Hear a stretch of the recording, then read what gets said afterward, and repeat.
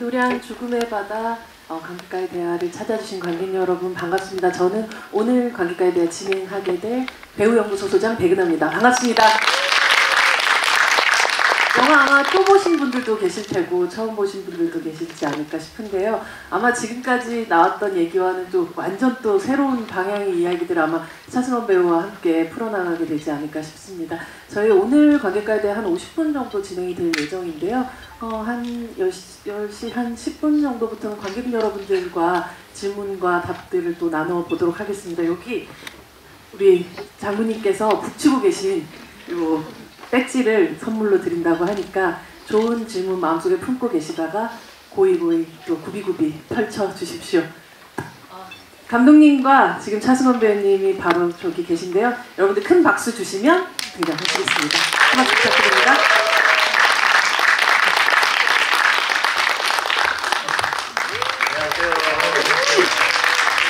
네, 저희 인사하고 자리에 앉을까요? 네. 차렷 인사 반갑습니다. 선생님 가운데 앉으시죠. 네. 차승원 배우님은 지금 막 여러분들과 함께 영화를 보시고 나오고 있는 거죠? 네, 네. 예. 네. 관객분들에게 오늘 함께 보신 동료 관객분들에게 인사 말씀 부탁드립니다. 차승원 배우님? 예, 김한민 감독님하고는 오다 가다 만난 사이고요. 사실 이 GV가 굉장히 생뚱맞을 수 있죠. 왜냐하면 제가 이 영화에 참여하지도 않았고 전혀 무관한 배우가 와가지고 GV를 한다는 게 굉장히 이게 좀 생뚱맞을 수 있는데 저는 그냥 한 관객의 입장으로서 또 우리 김한민 감독님 팬으로서 와가지고 보고 굉장히 객관적으로 영화를 보려고 했었는데 굉장히 주관적으로 끝났어요. 저. 어떠셨어요? 어떻게 또 주관적으로 보셨는지를? 사실은 제가 이전에 있었던 시사회에 초대를 받아서 영화를 봐야겠다라고 생각했는데 그때 아주 심한 A형 독감이 걸렸었어요. 그래서 이제 오늘 처음 봤거든요. 그래서 제가 이제 노트도 준비하고 노트를 준비해가지고 좀 적고 뭐가 문제인가 저도 못하는데 뭐 배우들의 연기에 흠결은 또 뭐가 있나 아주 독사의 눈으로 보다가 한 3분 보다가 그런 게 다 망각됐어요. 그리고 마지막에 그 북소리 몇 지점에 저의 그 심장을 요동치는 장면들이 몇 장면이 있었거든요. 그것 때문에 저의 객관성이 무너지고 제가 다시 한번 김한민 감독님의 빅팬이 또 될 수 있었던 그런 영화였지 않았나 저는 뭐 개인적으로 그렇게 생각하고 있습니다. 네. 서두가 길었나요? 아닙니다. 예. 아니 거기에 대한 뭐 제가 답가를 하자면 우리 저기 차승원 배우님은 사실은 워낙 우리 한국 영화와 함께한 분이잖아요.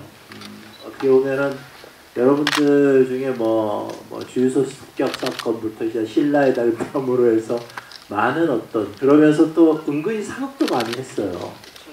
뭐 구름을 벗어난 달처럼 또 혈의눈 그리고 또 뭐 고산자 뭐 이런 작품들을 쭉 했었고 그러면서 최근에는 이제 또 확 또 현대물로서 이제 독전 원투 뭐 이런 것들 보면 저는 개인적으로 이렇게 배우다운 배우를 좋아하는 것 같아요. 그래서 차승원 배우하고는 우리 배우님하고는 작품을 하지 않았지만 이제 그런 지점들에서 굉장히 뭔가 서로의 이 강호의 세계에서 이제 눈빛들이 이렇게 통하고 서로가 이제 뭔가 이렇게 뭐 식사도 하고 또 술도 한잔 하고 뭐 이러한 사회적 관계가 있어요. 작품은 안 했지만 이제 그런 대표적인 이제 서로 간의 이제 호감적 관계 뭐 이런 지점에서 사실은 이상한 관계는 아니에요. 이상한 관계는 아니고요. 굉장히 건전한 관계입니다. 예. 정말 건전한 네. 관계예요. 그래요. 그래서 막 이렇게 뭐 식당에 뭐 이렇게 하면은 직접 이렇게 양념장도 이렇게 만들어서 가져와서 같이 뭐 이렇게 식사도 하는 굉장히 웰빙의 느낌이 이렇게 팡팡 풍기는 그러한 어떤 식사들 뭐 이런 것들이 그리고 거기에 이제 또 한 우리 배우 이제 친구도 이제 같이 이렇게 해가지고 이제 변모 배우라고 네. 병땡한 와키 작가님이시고. 예. 아니 그러다 보니까 뭐 이게 같은 이제 식구 같은 느낌 뭐 이런 것들이 있고 하다가 한번 제가 부탁을 그냥 미친 척하고 드렸어요. 그럼 한번 관객을 지분이 함께 한번 만나보자. 같이 한번 하자. 아니 뭐 닿는 게 있어야죠. 그런데 아니 하시겠다고 이제 이게 그래서 접점이 없잖아요. 그래서 제가 마음의 부채가 좀 있어가지고 뭐 그런 것도 있었고 여러 가지로 해서 또 뭐 이렇게 지금 개봉 중인 영화니까 힘도 좀 미미하나마 돼드리고자 이렇게 왔는데 제가 오히려 더 위안과 위로를 받고 예, 그렇게 갈 것 같습니다. 하여튼간 수고 많이 하셨습니다. 예. 감사합니다. 아유 박수. 아마 이 조합이 어떻게 이루어지게 되었는지에 대한 궁금함을 갖고 오셨던 분들이라면 약간 그 궁금증이 살짝 해소가 된 것 같지만 네. 또 더 디테일한 얘기들은 좀 나중에 해드릴게요. 이야기 또. 좀 예. 들어보면 좋을 것 같고요. 일단 막 뜨끈뜨끈하게 사실 아직도 북소리가 심장에 남아있을 것 같은 차승원 배우에게 사실 영화 보시기 전에 이미 또 노트를 준비하셨다고 할 정도로 이제 기대하셨던 부분이 분명히 있으셨을 거고 궁금해하셨던 부분들도 있으실 아니, 거예요. 그러니까 어떻게 연출될지. 이제 뭐 우리 이순신 장군님을 하신 또 김윤석이라는 네. 윤석이 형님은 이게 뭐라고 표현해야 되는 종과 횡 뭐 이렇게 색깔과 결이 분명한 배우인데 그에 못지않게 또 10년 동안 뭐 10년이 뭐예요 벌써 그러니까 거의 이순신 장군님을 거의 인수분해를 한 이런 감독님과 만나가지고 어떤 이순신을 만들까가 제일 사실은 궁금했거든요. 사실 명량에서 민식이 형 같은 경우는 굉장히 이렇게 뜨거운 이순신이었고 또 한산에서 또 우리 또 저기 박해일 배우는 박해일 배우는 뭐라 그럴까 이렇게 약간 문관 같은 이미지. 선비 같은 그렇죠. 느낌이었죠. 네. 무관과 문관. 근데 이 윤석이 형은 저는 훨씬 더 뜨거울 거라고 생각했는데 무관과 문관을 굉장히 겸비한 그런 느낌이 나는 그러면서도 설산의 느낌이 나는 설산요, 눈 쌓인 설산. 민식이 형은 활화산이었다면 설산의 느낌 멀리서 보는 설산의 느낌이 나는 그런 느낌을 받았어요. 물론 뭐 여러분도 아시겠지만 난중일기를 보면 뭐 이순신 장군이 무관으로서도 훌륭한 분이시지만 문관으로서 글을 쓰시는 분으로서도 굉장히 탁월하신 분이니까 그런 여러 가지 그리고 이 질린 글을 쓰잖아요. 그런 이미지들이 굉장히 저는 신선하게 다가왔고 제가 봤던 난중일기의 어떤 그 활자화된 이미지를 이렇게 영상화를 아주 구체화시키고 마음에 쏙 들게 그렇게 나타낸 이순신이라고 그렇게 하고 봤죠. 처음에는 저는 굉장히 이렇게 불과 같이 뭐 이렇게 할 것 같았었거든요. 근데 그런 이미지의 이순신이 아닌 아까도 말씀드렸듯이 설산 같은 웅장하고 장엄하고 또 뭐라 그럴까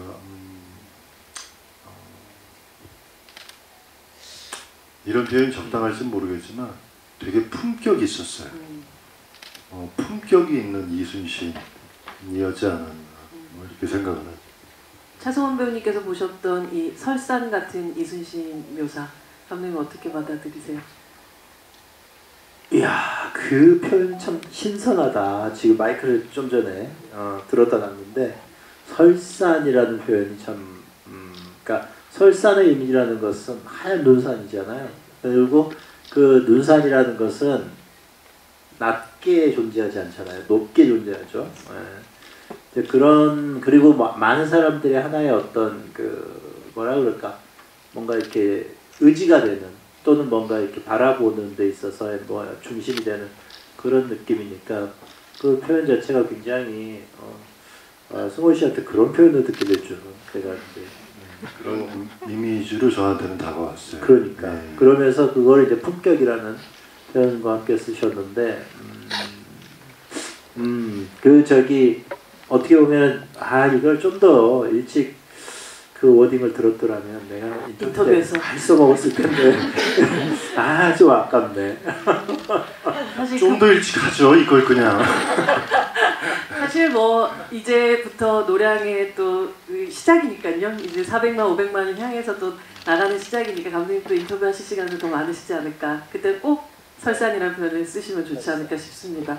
사실 설산이란 건 말씀하셨던 대로 그 사계절을 다 거쳐 와서 마지막 순간에 만들어지는 어떤 풍경이라는 생각이 드는데요. 또 그렇게 마음을 기대를 가지고 들어가셔 보셨다가 금방 함께 영화를 보시고 났을 때 가장 어떻게 저런 장면을 연출했을까 혹은 가장 마음속에 남았던 씬들이 혹시 있으신가요? 사실 뭐 흔한 얘기로 역사가 스포라고. 네, 그렇죠.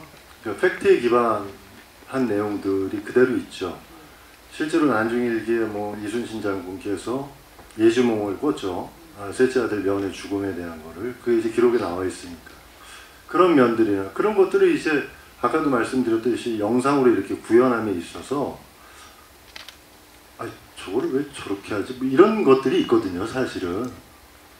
근데 그거를 그 활자화된 거를 구체적으로 너무 뭐라 그럴까 이렇게 믿게끔 만드는 그런 장면들이 그 장면이었어요. 그 예주몽 면의 죽음. 그러고 나서 그 의자에 앉아가지고 손이 약간 떨리시잖아요. 그런 디테일한 그런 것들이 너무 잔상이 남아가지고 그런 장면이 너무너무 좋았던 것 같고 기술적인 측면이야 뭐 그거는 말할 것도 없고요. 특히나 뭐 원신 원테이크로 뭐 실질적으로 노량해전에서 이제 한 번도 하지 않았었던 백병전이 일어났었고 그 참혹함과 뭐 그 여러 가지 아비규환의 상황을 아주 뭐 기술적으로 또 그 와중에서도 각각의 캐릭터 뭐 심하지나 뭐 이런 뭐 원희씨나 또 우리 또 송이섭 장군 맞나요? 희립 장군 최동근 송희립 장군 뭐 이런 분들의 어떤 뭐 감정의 어떤 변화들 이런 것들을 그 와중에서도 아주 디테일하게 또 지일린 뭐 이런 사람들 캐릭터들을 아주 그냥 허투루 쓰지 않고 이렇게 담아냈다라는 거에 아주 뭐 저는 너무 아주 근사하게 생각합니다. 예. 정말 한 사람 한 사람의 인물들을 우리가 만나게 만들어줬었던 3부작이었다는 생각이 들고 또 영화 보고 나자마자 이제 대기실로 들어오시면서 차승원 배우님께서 하셨던 이야기가 바로 마지막에 장례에 대한 부분이었던 것 같아요. 예, 뭐 그거는 뭐 이순신을 너무 누구보다도 사랑하는 우리 감독님께서 뭐 애정하고 헌사했던 장면이 아닌가 그렇게 보내드리는 그게 사실 쉽지 않죠. 예, 물리적으로나 뭐 여러 가지 것들이 사실 뭐 아까도 대기실에서 잠깐 얘기했지만 제작자들은 참 싫어하는 장면이었을 거예요. 돈이 많이 들어가니까. 근데 그런 거를 이제 애정이 없으면 아마 그 장면이 나오지 않지 않았을까. 그리고 그렇게 마무리하는 것이 그분에 대한 최소한의 예의가 아닌가. 뭐 이런 여러 가지 생각들을 나게 했었던 장면이었던 것 같아요. 네, 그래서 예, 그리고 마지막에 뭐 여러분도 그렇지만 마지막에 그 나의 죽음을 알리지 말라를 과연 어떻게 표현했을까? 그 잘못 표현하면 큰일 나거든요, 그게. 익히 우리가 드라마나 영화에서 많이 봐왔었고, 그걸 뭐 모르는 분들은 없잖아요, 그 대사를. 근데 그게 이제 김윤석이라는 배우의 입을 통해서 마지막에 이미 그때는 감정이 너무나 쌓여가지고 그냥 그 김윤석이라는 배우가 보이지 않았어요 전혀. 예. 그리고 아주 넘치지도 모자라지도 않은 딱 그 상태의 톤의 대사가 딱 나왔던 것 같아가지고 너무 울림이 있었어요. 예. 정말 차승원 배우님께서 말씀하셨던 대로 이제 제작자분들은 별로 좋아하시지 않을 어떻게 보면 엑스트라가 거의 300명 함께 하는 배우들 300명 정도의 그런 대규모의 몹신을 마지막에 그 배치하기 위해서 이건 그냥 영화의 어떤 효율과는 좀 상관없는 선택이란 말이죠. 이런 선택을 연출자가 한다는 것에는 분명한 아주 깊은 의도와 마음이 있었던 것이라고 생각을 하거든요. 차승원 배우님에서 감탄하셨던 어떤 그 부분에 대한 감독님의 좀 설명을 좀 들어보면 어떨까 싶습니다.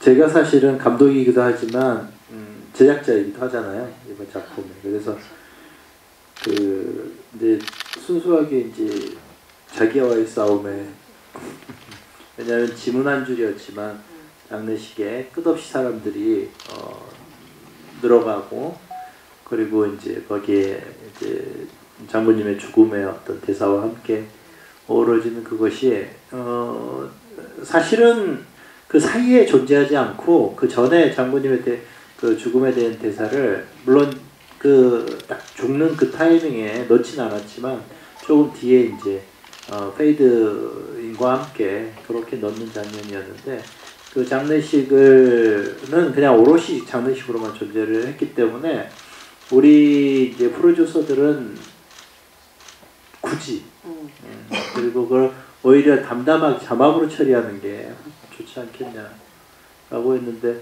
아니 이거는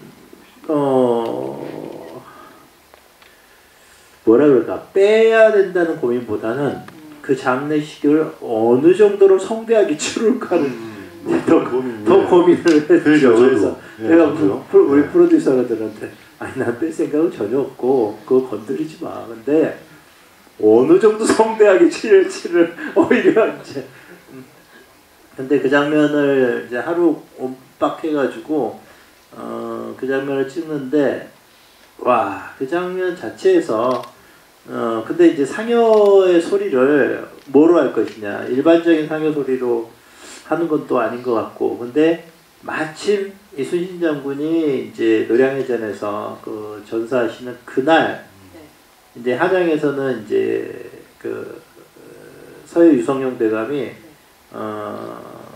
영의정 자리를 딱 두는 날이었어요. 이게 또 그렇게 연결되더라고요. 그래서 그 장군이 돌아가셨다는 소식을 듣고 유성룡 대감이 이제 그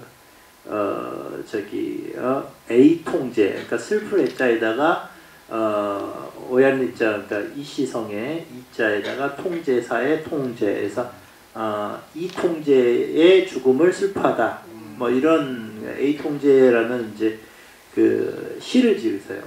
근데 이제 그 시를 내가 예전부터 갖고 요거로 상여거를 만들면 어떨까? 산산도가 어디인가로 시작하는 그 상여가를 직접 이제 만들었어요. 만들어서 그 앞에 상여하시는 분이 이제 모 한혜종 교수신데 그분한테 이거 가능하겠냐 상여가로 했더니 한번 해보시겠다고 해서 이제 만들어진 장면이거든요. 그래서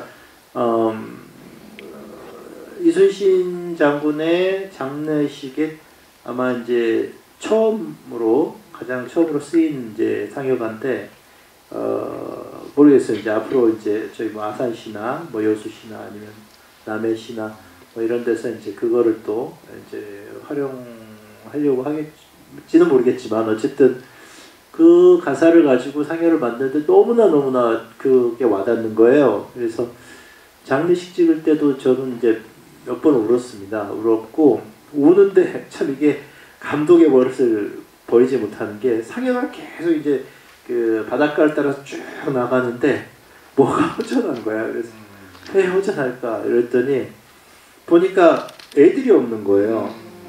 그래서 아니 애들이 아까 많았는데 이렇게 봤더니 이제 통제한다고 애들은 다 빼놓고 이제 어른들만 상여를 지고 쭉 나가는, 애들은 놀고 있더라고요. 그래서 쟤네들 빨리 넣어라.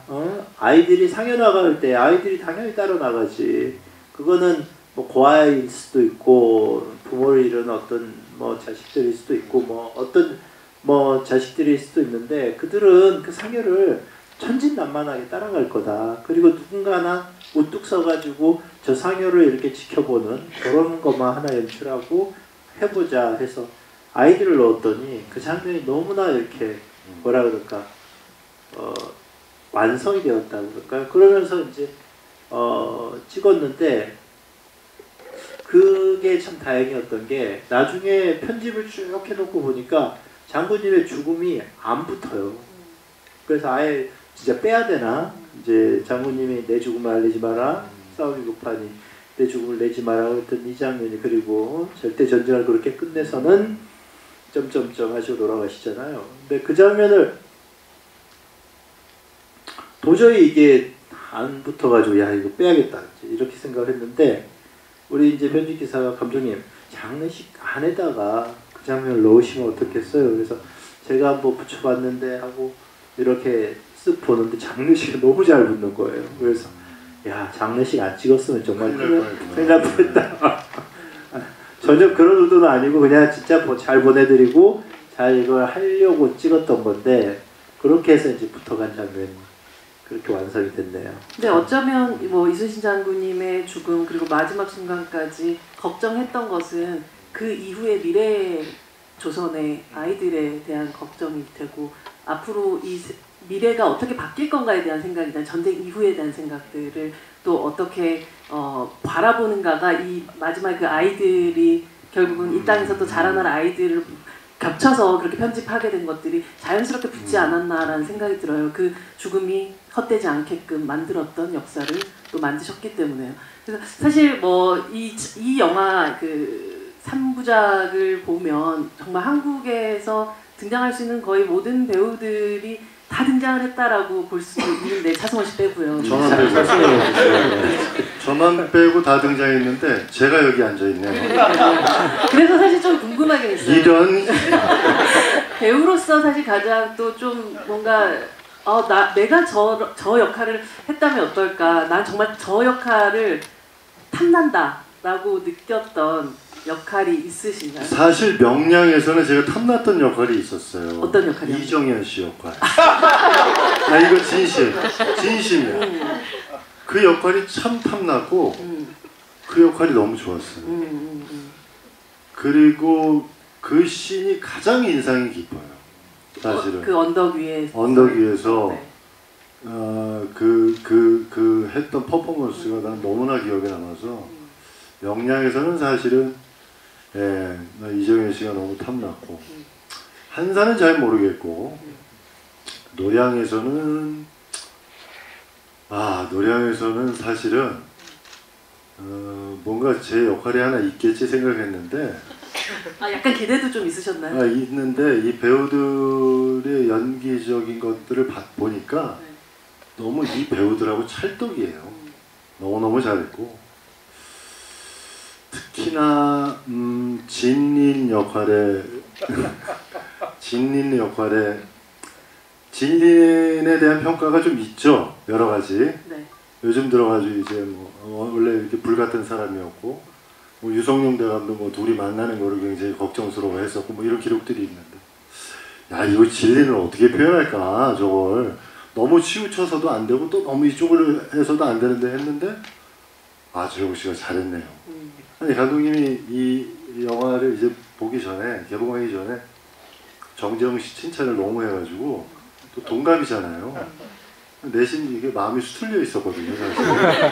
왜 내가 진린이 아닌가? 아니 그게 아니라 왜 굳이 그 배우에 대해서 근데 칭찬할 만할 정도로 너무 그 선을 아주 잘 지키면서 그 캐릭터를 아주 부각시켰던 그런 연기를 펼쳐주신 것 같아가지고 아주 기억에 남네요. 그렇다고 해서 제가 그 역을 탐내는 건 아닙니다. 예. 아니 사실은 되게 숨어있는 뭐 박용우 배우부터 시작해서 굉장히 많은 배우들이 등장을 해서 네. 어딘가 뭔가 노라도 적고 있는 사람 중에 저 차승원 씨가 있지 않을까라는 저 노라도 적고 있으면 저인 줄 알걸요 아마. 예. 제가 그냥 노를 젓지는 않을 거니까. 예. 뭐 그런데 어떻게 보면 사실은 이순신을 해야죠. 하게 된다. 저는 오늘로써 제가 비로소 깨달은 게, 야, 이순신은 아무나 하는 게 아니구나. 차승원 배우가 아무나는 아니죠. 아니, 아무나죠. 근데, 얼마만큼, 고독하고 고뇌했을까라는 게 그냥 스크린을 통해서 나와요. 그리고, 한 얼마나 즐기셨죠? 이 노량을? 촬영 기간만 예. 4개월 반. 그러면은 그렇죠. 배우들이 후리를 준비하고 뭐 이럴 때까지는 한 얼마나 그러면 한 8개월 되겠죠. 그 정도 되는 네, 거죠. 네. 아니 그 짧지 않은 기간 동안 그 저 상태를 유지를 해야 되는 거잖아요. 특히나 노량은 뭐 아시다시피 임진왜란의 마지막 전투였고 또 돌아가신 전투였고 이 전투를 끝으로 임진왜란은 끝났고 뭐 영화 속에서 봤듯이 아마도 이순신 장군께서 이렇게 그냥 보내면 안 됐다라고 했던 이유 중에 하나는 아마 제가 생각하기에는 정류제라도 있을 거예요. 저들이 다시 뭐 쳐들어오지 않을까 뭐 이런 것도 있었을 것이고 정류제를 통한 어떤 교훈으로 그런 것도 있었고 경계하는 지점에서 또 저때 당시에는 또 뭐 어머님도 돌아가셨었고 셋째 아들 면도 죽은 거고 뭐 이런 여러 가지 심리적인 상태를 이순신 맡겼으면 내가 봤을 때 백과사전 쓰셨겠네. 그럼요. 아니 백과사전 쓰셨겠어. 아니, 그래서 나중에 다 이거 보셨잖아요. 그러니까 그런 의미에서 야 저런 어떤 소위 얘기해서 마음가짐을 계속 유지하면서 저게 쉽지 않았을 텐데 특히나 네, 차승원 배우하고는 저기 작품 안 해봤지만 내가 봤을 때 그 어떤 캐릭터를 하나 잡으면 부여잡으면 아까 독사라는 표현을 썼지만 내가 봤을 때 엄청 내가 봤을 때는 그 집요하게 그리고 진짜 백과사전을 쓸 것 같은 느낌이 들고 본인 관리에 대한 지점이나 이런 것들이 워낙 철저하고 프로페셔널하기 때문에 내가 또 이렇게 프로페셔널한 그런 사람을 좋아해요. 네. 프로페셔널. 감독님 사실 이제 그 집요함에 대한 얘기를 하자면 한 명의 역사적인 인물을 이렇게 긴 시간 동안 영화 3편으로 나눠서 파다 보면 저 같은 경우도 배우들에 대한 책을 쓰거나 할 때 뭐 1, 2년 정도 한 배우만 생각을 하면 꿈에서도 나올 때도 있거든요. 근데 정말 이 영화 속의 3부작 전체에서 꿈은 굉장히 중요한 요소로 존재하기도 해서 감독님의 혹시 꿈속에 그분이 등장하시거나 정말 놀랍도록 등장은 안 하셨어요. 등장을 안 하셨고 그건 오히려 저는 굉장히 긍정적인 시그널이라고 생각해요. 내가 만일 뭔가 장본인을 욕되게 했다든지 아니면 뭔가 거슬리게 했다면 그분이 나타나셔가지고 내가 벼락 맞아 되셨을 텐데 다행히 그렇게 표현을 하세요. 예? 벼락 맞아 되지진 않았으니까 그래서 그러니까 제가 혹시나 어떤 지점에서 내가 좀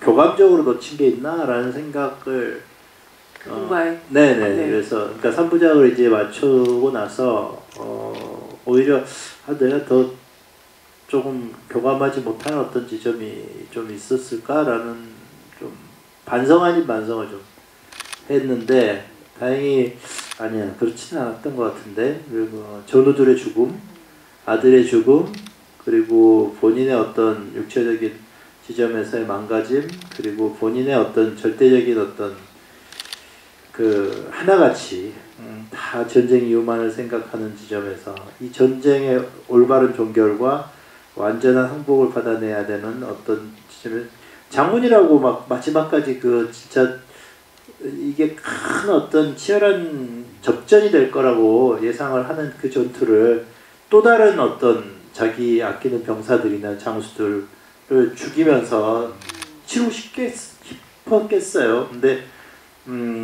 본인이 갖는 어떤 숙명적인 지점에서 무언가를 끊어내고 다시 새롭게 시작하고 그 새로운 시작은 온전하게 이게 종결이 되어야 뭔가 새롭게 시작하는 지점에서의 그게 가능하다라고 보는 그 어떤 숙명적 자기 뭐라 그럴까요?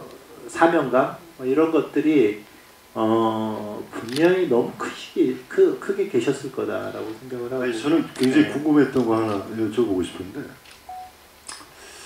말씀하셨듯이 많은 전우들을 부하 동료들을 잃었고 그들을 하나하나씩 떠올리고 또 그들의 이름을 보고 원규는 왜 나온 거예요? 원규.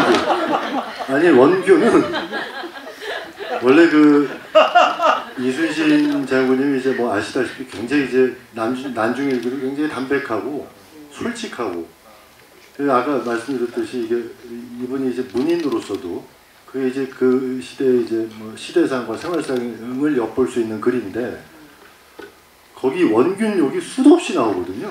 이분이 그런 분이 아닌데 제가 알기로는 음험하다고 거기 아마 표현됐을 거예요. 음험하고 뭐 남의 부인을 탐하고 뭐 이런.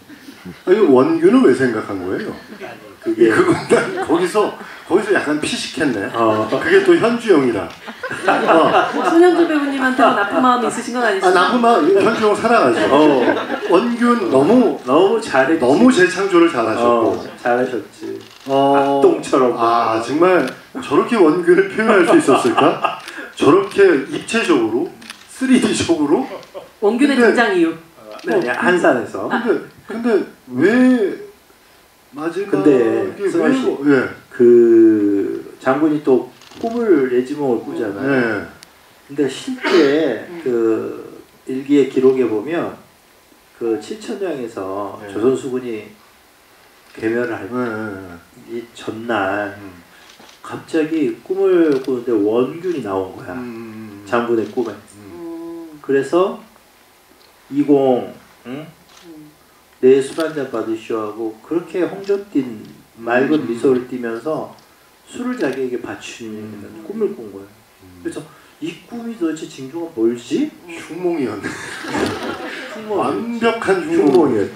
근데 그게 이제 예지몽도 그럴만 하니까 꾸는 거 아니에요? 예지몽이 사실 그냥 확 나오는 건 아니잖아요. 사실. 그런데 이제 이제 전사자 명부를 이렇게 쭉 태워나갈 때 어떻게 보면은 이순신 장군의 그 뇌리에는 그 정말 자기하고 동고동락을 같이 했던 정말 아끼는 전우들의 그 기억도 있지만 원균과의 가졌던 그 뭐라 그럴까 갈등적 관계 또는 뭔가 그 미움의 관계 이런 것들이 그 전사자 문구에 다 그냥 지나갈 것 같은 느낌이 있어요. 그래서 저도 그 생각을 했거든. 그래서 원균을 뺄까? 그러니까 아니 원균을 뺄까 하다가 원균의 모습을 넣는 게 진정한 사실 그마저도 그것이 전쟁이 진정으로 이제 7년을 제대로 되새김하면서 그 전사자들과 함께 전투에 나아가는 큰 장수로서의 그 이순신에게는 원균의 어떤 회상도 좀 필요하지 않겠나라고 생각을 했습니다. 차성원 배우님, 저희 같은 범인이 따라갈 수 없는 어떤 이순신 장군님의 큰 뜻이 있었다고. 그래도 계속 거슬리나 보다. 그냥 그러려냐고 넘어가겠습니다. 저희 관객분들한테 질문을 받을 시간이 바로 왔는데요. 네, 노량의 북을 받으실 분 손 들어주시면 네, 저 가운데로 갈까요? 네, 여기 네 호피무늬 의자에 앉아 계신 분이십니다. 네, 안녕하세요. 감독 있게 질문이 있는데요. 제가 그 10년 동안 왜 그래도 이순신을 3편을 찍으시면서 촬영 환경이 계속 변해오셨잖아요. 1편 찍으신 촬영 환경이 변하시면서 항상 저희도 10년 전에 기억이 나는 게 명량 찍을 때만 해도 배를 띄워놓고 이렇게 물에서 찍을 거랑 지금 현재 찍을 때는 이제 완전 CG로 해가지고 물에 한번 들어간 적도 없고 그래서 촬영 시간도 짧았었고 되게 좋았다고 하는데 사실 감독님 입장에서는 물에서 직접 하는 거와 그게 더 재밌지 않으셨을까? 아니면 지금 하는 거랑 어떤 게 더 좋으셨어요? 저는 절대적으로 지금 하는 게 좋습니다. 아니요. 왜냐하면요.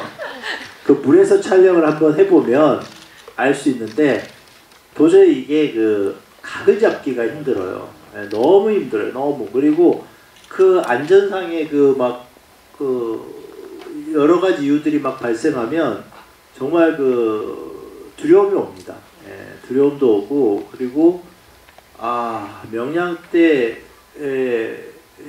그 큰 대형 사고가 정말 몇 번 있을 뻔했었거든요. 근데 그게 정말 이게 뭐 이순신 장군의 가온지 모르겠지만 그걸 정말 아슬아슬하게 느껴간 기억들이 있어가지고 다시 이렇게 찍다가는 정말 큰일도 나고 그다음 안전상의 큰일도 벌어지고 그다음 찍는 것도 정말 힘들겠다. 그리고 명량 같은 경우는 그렇게 찍어놓은 소스를 가지고 나중에 거기에다가 CG를 입히는 작업들을 하다 보니까 중간에 편집이 헛바퀴가 도는데 이렇게 편집해도 CG 안 된다고 이렇게 하다 보면 또 이게 또 문제고 이러다가 시간을 정말 많이 소비했어요. 그래서 명량 때는 어떤 순간이었는데 촬영 끝나고 한 2개월 지났을 때였을까요? 그때 내가 이거 자칫 큰 실수를 한 게 아닌가 이런 어떤 두려움이 엄습해올 때도 있었거든요. 그래서 당시도 이제 사전 시각화 작업들을 뭐 충실히 한다고 했지만 그대로 이제 소스 촬영이 제대로 된 게 60% 정도밖에 되질 않았어요. 근데 이제 한산이 거의 한 85% 그리고 노량이 한 95% 이런 느낌으로 사전 시각화에 그 어떤 그 레이어 촬영이라고 그래요. 그러니까 전경과 중경과 후경의 촬영을 다 따로 찍거든요. 그래서 막 싸우는 장면들은 또 따로 찍고 있고 따로 찍고 중경에서 막 터지고 막 이런 것들은 또 나름 VFX 이제 특수 효과 기술을 통해서 또 막 그런 거 찍고 앞에서 이제 막 두려워하고 앞에서 연기하는 것도 이제 그것도 따로 찍고 그러니까 이게 보통 일반 촬영이 한 3배 정도 촬영의 어떤 밀도가 더 있었던 노고도 더 있었던 것이죠. 그렇게 해서 이제 그 레이어들이 합성이 돼가지고 이제 하나하나의 커트들이 나오거든요. 그러니까 이거를 미리 사전 시각화를 해놓지 않으면 현장에서 즉흥적으로 이게 바꿔가기가 거의 불가능한 상황이죠. 그래서 완성을 했음에도 그럼에도 불구하고 후반에 이제 새로운 이제 복병을 만난 게 이제 사운드 작업이었어요.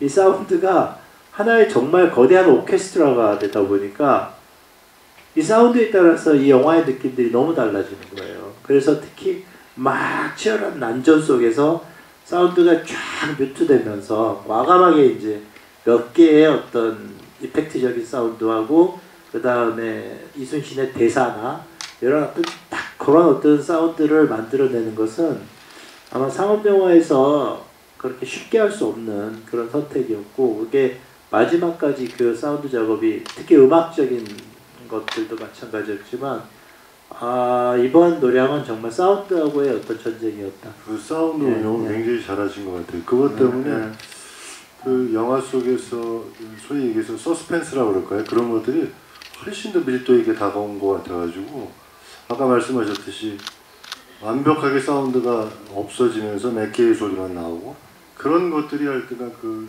심장을 좀 뛰는 그런 효과를 주는 그런 것들을 운영을 되게 잘하신 것 같아요. 네, 그리고 이제 그 선택이 또 그러니까 이게 이제 이거는 사실은 딜레마인데 이 사운드가 좋은 관에서 들어야지 그 디테일 사운드가 들려요. 그리고 그 음역대가 표현이 되는데 어떤 영화관에서는 그 사운드가 완전히 묻히는 경우도 있는 것 같아요. 그러니까 지금 제가 언론 배급 시사 때 그 배급관이 사운드가 보니까 스피커가 오래되다 보니까 이게 뭉개져 가지고 사운드가 살아있지 않게 들렸거든요. 그래서 이 배급관인데 이거 큰일 났다 싶었는데 다행히 배급관에서는 전체적인 맥락으로 영화를 쭉 봤고 언론관 쪽 기자들 쪽에서는 굉장히 사운드가 좋았다고.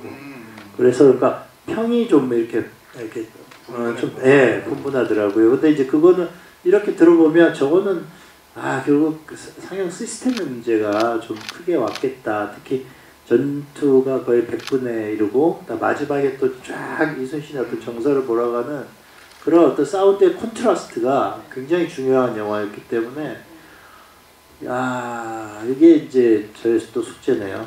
그러니까 이제 예전에 그 지옥의 묵시록이라는 작품 때 그 코폴라 감독이 그 THX라는 그 사운드 표준화되면서 굉장히 디테일한 어떤 사운드를 시스템을 만들어내는 게 그래서 그러는구나.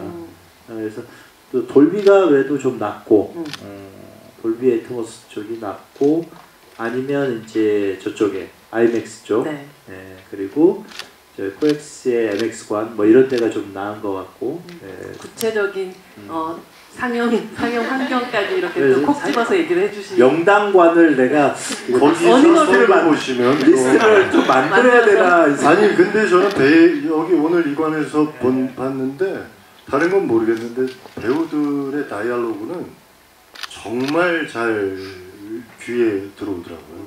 그러니까 그게 사실 뭐 후시도 하셨겠지만 막 전투 상황에서 하는 대사들이 아주 또렷이 들려가지고 어떤 관에서는 잘 안 들릴 때도 있거든요. 물론 뭐 좋은 배우들의 뭐 딕션이나 이런 것도 있겠지만 자막을 잘 쳐가지고 예? 자막을 잘 쳐놔서 근데 잘 들렸어요. 겸손하게 말씀하셨지만 사실 어떤 영화는 그냥 개별의 성취로 끝나는 것이 아니라 산업 자체의 그 어떤 기술력을 정말 진입시키는 그 쾌거들을 만들어내는데 지난 10년 동안의 이 3부작이 그런 결과를 만들어냈을 것 같고 아마도 지금 만들어내셨던 이 기술적인 진보가 그 다음 작품들에게 어떤 영향을 끼칠지는 저희가 아마도 곧 만나게 되시지 않을까라는 생각이 듭니다.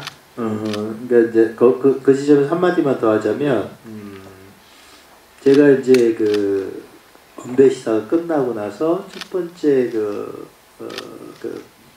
평론들의 기자 평론들이었던 것 같아요. 그래서 가장 좋았던 그 저에게 협조했던 것은 적벽 대전을 동네 아이들 물장구 수준으로 만들고 영화 302의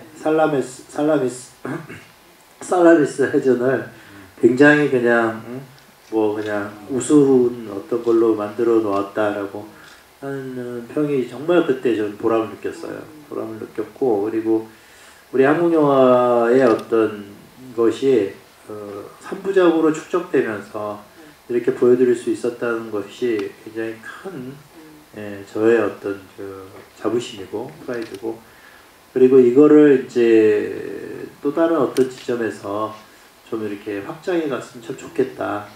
그러기 위해서는 관객분들이 극장에 좀 많이 찾아주셔야 된다. 그러니까 꼭 노량의 어떤 국한돼서가 아니라 전체적인 한국 영화에 좀 그렇게 찾아주시면 극장의 상영 시스템이나 그리고 또 우리 한국 관객들의 그 수준이 사실은 제가 봤을 때 세계에서 가장 높은 것 같습니다. 그래서 한국 영화에 대해서 많은 어필도 하시고 그건 뭐 여러 가지 리플부터 시작해서 여러 가지 그 평가나 SNS에서의 어떤 지점들이 굉장히 엄격하기도 하지만 또 그만큼 또 수준이 있고 그리고 그런 부분에서의 어떤 거라고 저는 생각을 해요. 예. 여러분 질문을 또 빨리 받도록 하겠습니다. 감독님 한 분 질문자를 전해주시면. 네. 선원들 검은색. 네. 바로 두 번째. 스스로. 네. 네. 저는 개봉날 처음 가서 잠실에서 보고 또 오늘 2회차를 보고 또 엄청 울었거든요. 그래서 GB까지 오늘 되게 이렇게 질문까지 하게 돼서 정말 감사합니다. 혹시 이렇게 러닝타임도 그렇게 저는 길지 않고 굉장히 재밌게 봤고 사실 뺄만한 장면이 없다고 느꼈습니다. 사실 제 주관적인 생각일 수도 있는데 혹시나 해서 여쭤보는 건데 있으실지 모르겠지만 찍어두신 장면 중에 뭐 시간상이나 다른 이유 등으로 인해서 뭐 넣지 못해서 좀 아쉬웠는데 정말 아쉬웠다 뭐 이런 장면이 있을까요? 노량 리덕스? 노량은 리덕스 안 만듭니다. 저기 이제 장군이 밥 먹는 힘이 있어요. 장수들, 부하 장수들하고 같이 마지막 그 식사 최후의 만찬처럼. 그리고 이제 방시 부인이 장군 옆에 이제 딱 부인도 같이 드십시다. 그리고 막순이라고 그 종도 너도 와서 앉거라고 이제 쭉 밥 먹는데 그 중에 이제 그 부장 하나가 맛있습니다라고 이제 한마디 툭 던지는 게 있어요. 근데 현장에서 너무 재밌었던 게 맛있습니다 하니까 다들 밥을 못 먹는 거야.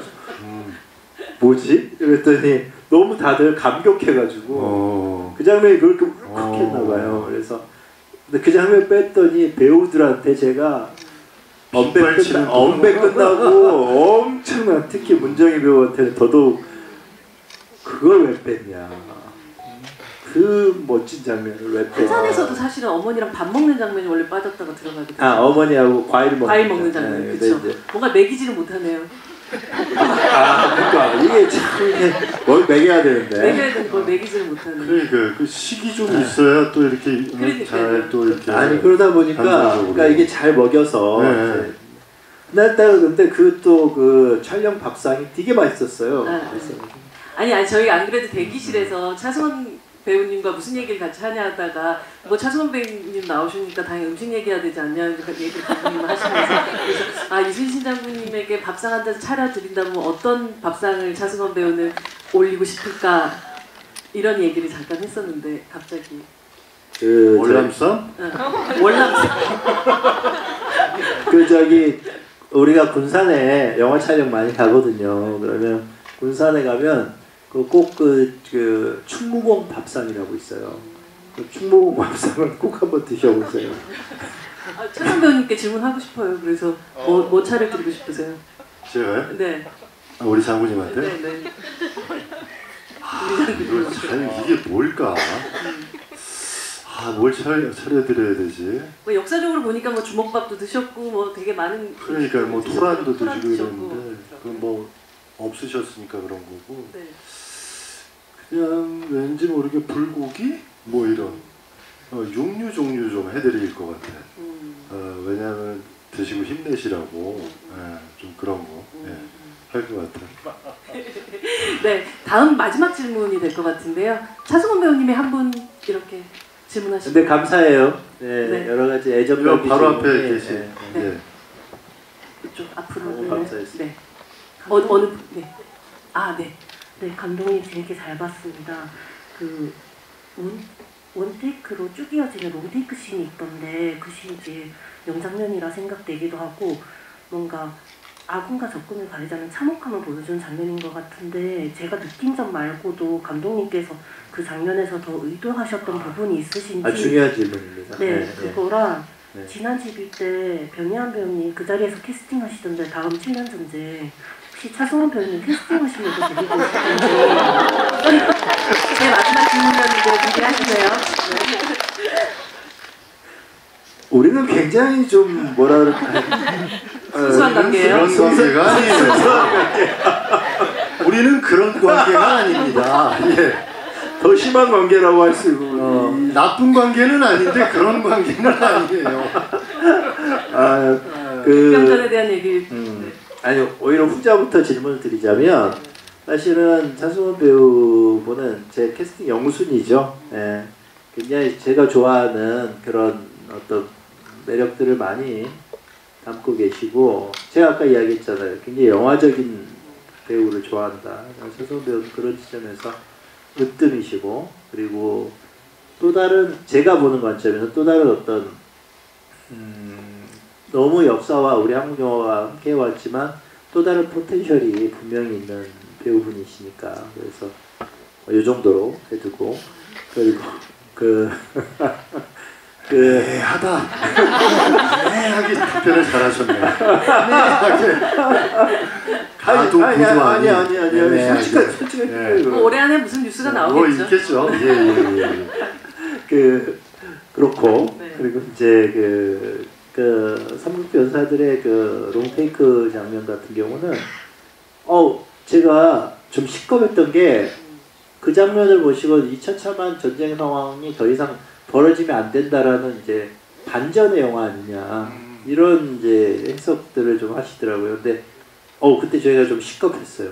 이게 반전이라고 이 영화가 절대 그런 건 아니고 다만 이제 명국 병사로 시작해서 그 다음에 조선의 부장으로 갔다가 조선의 부장에서 외군 병사로 갔다가 그러면서 그들의 어떤 아주 절절하고 처참한 느낌들을 살피면서 이제 그 외병이 장군에게 달려들고 장군이 이제 그 외병을 칼로 베는 거기까지 쫙 가는데 그거는 그러한 처참한 전쟁 상황에서도 이순신 장군은 정말 홀로 고독하게 서 있는 그리고 태양이 쫙 뜨면서 이제 그 전체 난전의 그 전장 상황이 너무나 적나라하게 이제 쫙 펼쳐지죠. 그럼에도 결국은 다시 환영을 보시고 죽은 장수들의 환영을 보고 죽은 아들의 환영까지 보면서 아들이 힘들어 마십시오. 저도 함께 싸우겠습니다 하면서 아들이 싸우러 나가면서 그 싸우면서 사라진 그 자리에 북채가 놓여 있죠.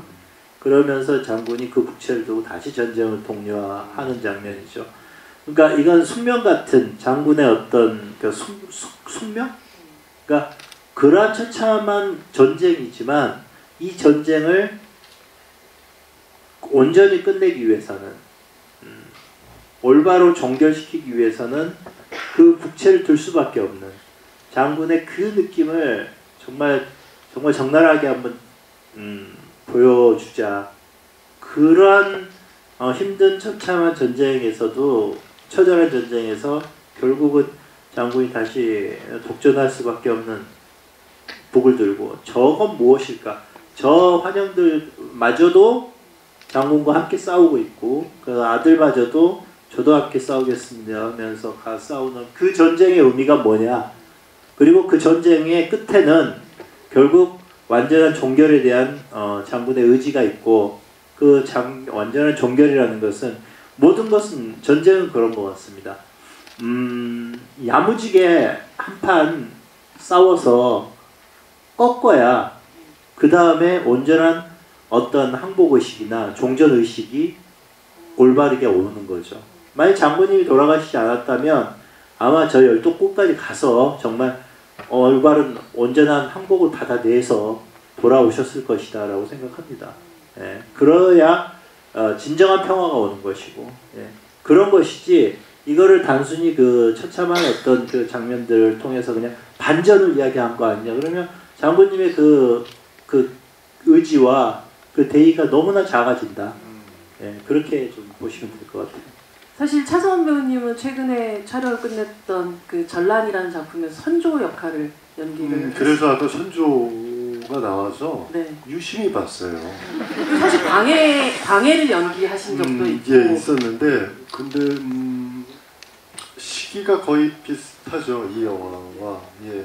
근데 굉장히 다른 인물의 입장에서 어떤 한 시기를 각도로 다르게 바라봤던 배우로서의 경험이라는 것이 있기 때문에 이 7년의 전쟁을 바라보는 그렇지 입장에 따라 좀 네, 다른 네. 뭐 바라보는 시선. 가령 뭐 선조 지금 하는데 뭐 엄청난 컴플렉스 덩어리였고 뭐 그랬었던 것 같은 이유가 분명히 있었던 왕이었던 것 같고 제가 하다 보니까 그 컴플렉스가 뭐 이리저리 미움과 뭐 증오와 욕심과 야욕과 뭐 이런 걸로 막 변질돼서 나오고 뭐 그랬던 왕인데 어떻게 보면은 이런 큰 전쟁을 겪으면서 사실 뭐 버리고 도망간 왕이잖아요 사실은. 그렇죠. 네. 한편으로는 참 야, 진짜 왕을 잘 만나야 되는 거 아닌가 백성들은 뭐 이런 생각도 해보고 지도자를 잘 만나야 백성들이 편한 거 아닌가 뭐 이런 생각도 해보고 뭐 그런 게 있죠 사실은. 광해에 있을 때는 또 광해에 있을 때 입장이 또 있는 거. 예.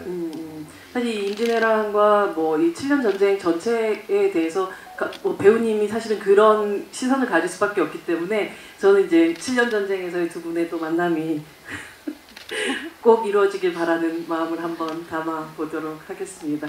감독님, 뭐 사실 이야기를 나누다가 보니까 제가 어디서 말을 끊어야 될지 뭐 그렇게 그냥 재밌는 얘기를 해주셔가지고 이야기가 벌써 이렇게 흘러갔는데요. 오늘 또 차승원 배우님이 사실 영화에 등장하지 않으심에도 불구하고 함께 해주셔서 더욱더 영화에 힘을 좀 주신 것 같다는 마지막에 막 등장한 것 같지 않아요? 막 등장한 것 같아.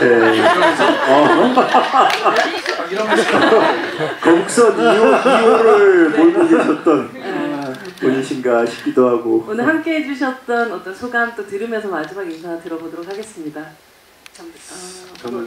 차승원 배우님부터 먼저. 저 뭐 개인적으로 아까도 처음에 서두에서 말씀드렸듯이 굉장히 제가 빅팬이자 역사에 대한 어떤 애호하는 사람으로서 한편에 이렇게 팩트에 기반한 어떤 이런 영화를 봤을 때 또 우리가 뭐 지극히 존경하고 사랑에 맞지 않는 이순신 또 장군님의 어떤 뭐 마지막 이런 전투의 어떤 그의 삶을 보면서 한편으로 뭐 그런 생각 해봐요. 이제 영화가 굉장히 한편의 영화가 위로를 준다고 그러잖아요. 저도 굉장히 위로를 받고 굉장히 힘을 받고 저 정도는 아니지만 그래도 살면서 저런 어떤 심지와 어떤 꼿꼿한 이런 거를 갖고 뭔가 앞으로 진일보해야겠다, 좀 공부해야겠다 이런 생각을 배우로서 사람으로서 할 수 있었던 시간이었던 것 같아요. 그런 시간을 이렇게 마련해 주신 또 감독님한테 너무 감사드리고 또 함께 해주신 우리 또 백은하 소장님한테도 너무 감사드리고 함께 봐주신 관객 여러분들도 정말 감사드리고 그렇습니다. 새해 복 많이 받으시고 A형 독감 조심하시고 큰일 납니다. 예, 감사합니다. 네, 큰 박수 부탁드립니다. 저는 물론 뭐 전하지 못한 말이 아직 여전히 많이 남으셨겠지만 행하지 못한 것들도 많이 남으시겠지만 그거는 또 이제 또 다른 작품으로 여러분들과 또 보여드리고 또 함께 하겠습니다. 뭐 우리 차승원 배우님 같은 이렇게 어떻게 보면 고견과 그리고 또 좋은 어떤 애티튜드를 가지신 이런 배우분들이 한국 영화에 존재한다는 건 한국 영화에 정말 큰 힘이 될 겁니다. 그리고 이제 한국 영화의 어떤 수준은 더 높아질 것이고요.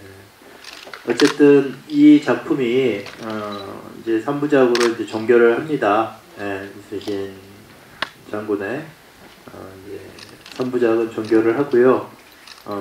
이 작품들이 여러분들에게 정말 우리 차 배우님이 좀 전에 얘기하듯이 어떤 위로가 되고 그리고 영화가 여러분들에게 힘이 됐으면 좋겠습니다. 그래서 저는 또 그런 영화들을 계속 만들고 싶어요. 그래서 이 팍팍한 지구적 환경과 팍팍한 이제 이 현실적 환경 속에서 여러분들이 좀 더 큰 위안과 그리고 힘이 되는 심지어는 용기가 되는 그러한 작품들을 더 하고 싶습니다. 하고 그리고 또 이제 다음 작품으로 그런 느낌 속에서 더 충만하게 만났으면 좋겠습니다. 감사합니다. 여러분 큰 박수 부탁드립니다. 이 시간 함께해 주신 차승원 배우님 그리고 김한민 감독님 그리고 함께해 주신 관객 여러분들께 저희 같이 박수 치면서 이 자리 마감하도록 하겠습니다. 감사합니다. 아유 시간이 그냥 훌쩍. 아유 감사합니다. 뭐 떨어졌는데? 돈 아니? 본인은 거의 회장은 반대쪽으로 하시면 됩니다. 감사합니다. 조심히 들어가세요. 조심히 들어가시고 회장은 반대쪽으로 하시면 되세요. A형 독가. 물 미시면 되세요. 반대쪽으로 나가시면 되세요.